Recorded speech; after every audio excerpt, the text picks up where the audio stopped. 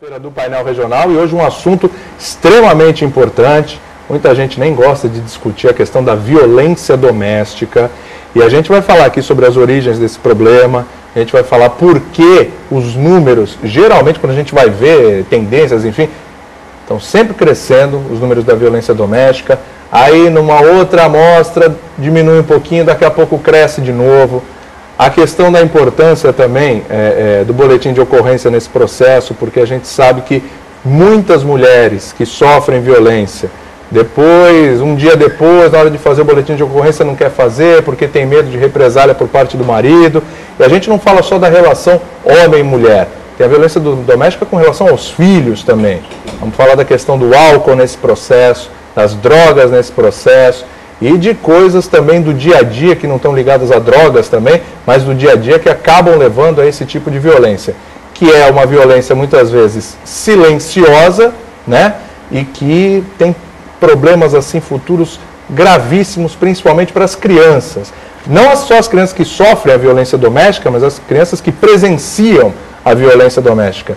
E isso pode trazer uma série de problemas para essas crianças que podem virar adultos violentos e repetir aquilo que eles viam em casa. Então, atenção ao programa. Você que está em casa tem pergunta para fazer. Você que de repente quer falar sobre algum caso que você presenciou ou que acontece, não quiser se identificar, não tem problema, participe. O telefone é 3014-5281. 3014-5281 para você participar desse debate hoje no painel regional sobre violência doméstica. Para debater com a gente, está aqui a psicóloga Neuza Furtado, aqui ao nosso lado para trabalhar essa questão aqui, e também o Gilberto Furtado, pastor da Primeira Igreja Batista de São Vicente. E claro, não poderia faltar, como sempre, a presença do nosso jornalista Fernando Chagas. Vou lembrar mais uma vez, 3014-5281 para você participar do programa de hoje, tá? Neuza, obrigado pela tua participação aqui no painel. É um prazer revê-la, né? Já lhe conheço de outros programas aqui da casa, inclusive. Eu que agradeço, viu, William, o seu convite, estar aqui com vocês. Boa noite também, boa noite, Chagas. Prazer estar aqui com vocês, viu? Prazer é todo nosso. Pastor, obrigado pela participação aqui no painel. Também agradeço. Fazendo a sua estreia. É uma honra, um privilégio. Boa noite, eu acompanho o seu programa, parabéns, é inteligente. Boa noite, William, boa noite, Chagas, boa noite a todos que estão nos assistindo em casa. Vai ser um grande privilégio poder tratar desse assunto que envolve muitas famílias. Eu, particularmente, William, já vou só dar uma adiantada. Por favor, à vontade. Eu sou vítima de violência doméstica também. E aí eu vou compartilhar um pouco mais da forma como eu fui criado, que eu via minha mãe, meus irmãos. Então vamos fazer o seguinte, só vou dar boa noite para o Chagas, eu já vou começar com você, que a gente começa com o depoimento, que tem muito mais peso. Chagas, boa noite, obrigado pela participação também. Boa noite, William, boa noite aos telespectadores e boa noite aos nossos convidados, é um privilégio recebê-los aqui. Pastor Gilberto, vamos começar então pelo seu depoimento, né, já que você foi vítima disso. Então, eu desde quando me entendia por gente, eu me lembro que nunca passei uma noite tranquila, porque era assim, todas as noites, o espancamento começava com a minha mãe, depois ia para minhas irmãs. Quantas irmãs eram? Duas irmãs e dois irmãos. Todos eram espancados? Todos. E aí eu cresci, eu era o filho mais velho, carregando aquele ódio, aquela amargura, e não o chamava de pai. Eu dizia assim, um dia eu vou matar esse camarada. E carregava esse ódio. E Deus assim foi tão gracioso que mesmo carregando esse ódio, eu conseguia ir bem na escola. Mas só me relacionava com pessoas que não valiam nada. Eu queria me tornar um bandido. E eu me lembro que o que mudou a minha cabeça assim, foi quando a minha mãe também não ia em igreja nenhuma. E ela dizia o seguinte, olha Gilberto, vem uma pessoa para fazer uma palestra aí, e é numa igreja. Quando ela falou igreja, eu falei assim, eu estou fora. Eu pensei assim comigo, o que eu vou fazer numa igreja sendo que eu quero ser mau? É o último lugar que eu quero ir. E ela disse uma palavra mágica naquele dia. Ela disse assim, lá tem umas meninas bonitas. Aí eu já naquela época eu tinha um topete, né? Eu juntei o topete. Depois brilhantina. Eu juntei tudo. Fui atrás da Neuza, que é a mulher mais linda do mundo. Mas ela não estava lá. Então, quando eu cheguei lá, parecia que aquela pessoa que estava falando conhecia tudo sobre a minha vida. E falou sobre perdão, sobre Deus tratar do ódio. Então eu pude ser trabalhado assim pela ação de Deus de uma forma direta, com 14 anos. Então eu louvo muito, eu agradeço muito a Deus, porque aí a minha mente mudou. E imediatamente eu comecei a trabalhar numa multinacional, comecei a sustentar minha família. E eu me lembro que com 16 anos, de novo, uma grande agressão. E meu pai disse o seguinte: olha, eu sei que o Gilberto quer me matar, então eu vou começar por ele. E nesse momento eu já tinha jogado minha mãe seminua para fora de casa. Era uma mulher, sempre foi uma mulher muito decente.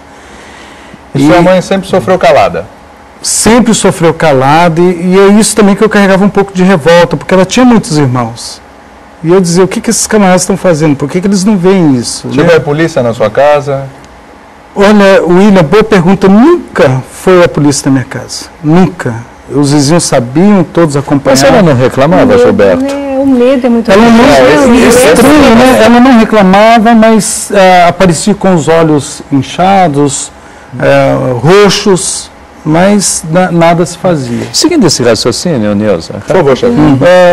o Gilberto é uma exceção ou a religião tem um papel fundamental em todos esses casos? Chagas, eu vejo que a religião tem um papel fundamental, viu? Fundamental.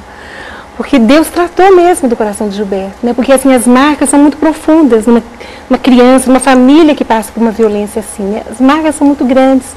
Então Deus mesmo tratou, porque ele conseguiu perdoar o pai, né? Conseguiu depois desenvolver um relacionamento com o pai, né? A família depois de um tempo, depois dos filhos adultos, os próprios irmãos também, houve uma restauração da família.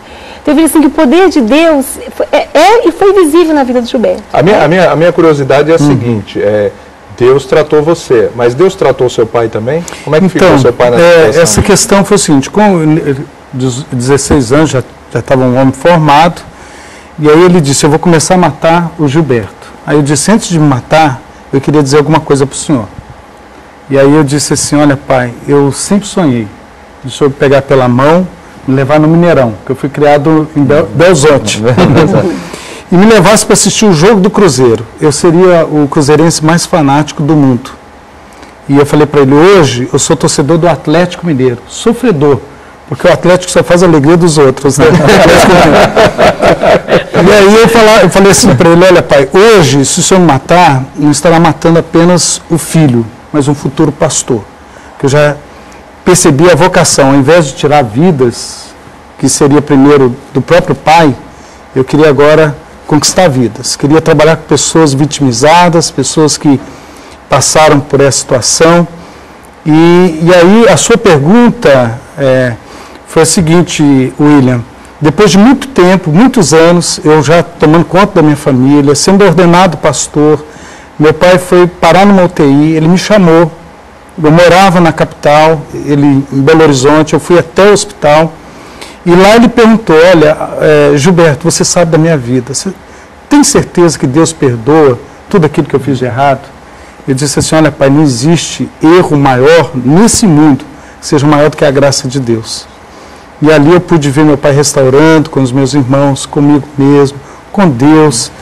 E assim, vê-lo no caixão, depois de ter falado tanto ódio, né, Deus arrancou isso. Mas eu nunca vi a fisionomia dele tão em paz quando no caixão. Pastor, eu tenho uma pergunta. Aqui na semana passada a gente falou sobre a questão do divórcio. Certo. Né? E assim, não é o que Deus quer. Certo. Né? A união, ela tem que ser para a vida inteira. Certo. Mas eu fico imaginando uma mulher que sofre o que a sua mãe sofreu, né? E que infelizmente não é um caso isolado, não é um fato isolado, mas eu fico imaginando até que ponto uma mulher pode aguentar isso. Nesse caso, o divórcio não é uma solução porque ela corre risco de morte. Então, e aí, como é que fica essa situação, pastor? Então, William, por incrível que pareça, o divórcio não é o ideal. Mas por incrível que pareça, se olharmos bem a Bíblia, Deus permitiu o divórcio. Deus abomina o divórcio, mas permitiu. Por quê? Porque Deus tratava da parte mais fraca.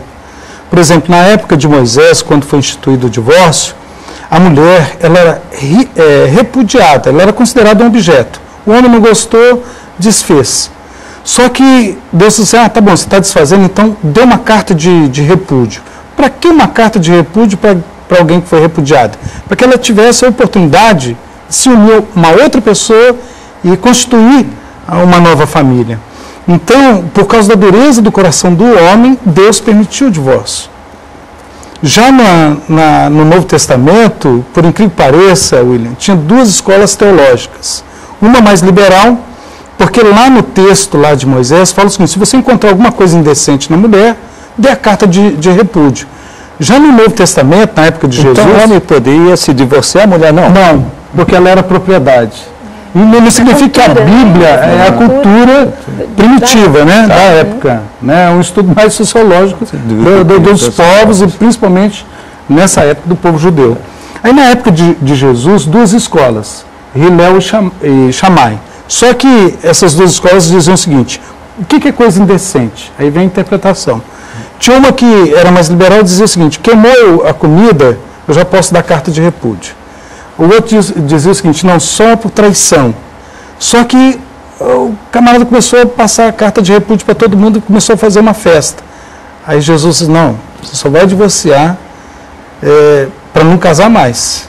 Porque se você casar, procure a sua esposa. Mas, Neuza, com essa carta de repúdio, a situação da mulher naquela época? Neuza, você responde essa no próximo bloco, tá bom? Tudo bem. Daqui para um rápido intervalo, a gente volta já para continuar esse assunto importantíssimo aqui no painel regional, e você pode ligar, claro, como sempre, 3014, aliás, para não dizerem que eu sou mentiroso, né, como sempre, quando o programa é ao vivo, 3014-5281. A gente volta já.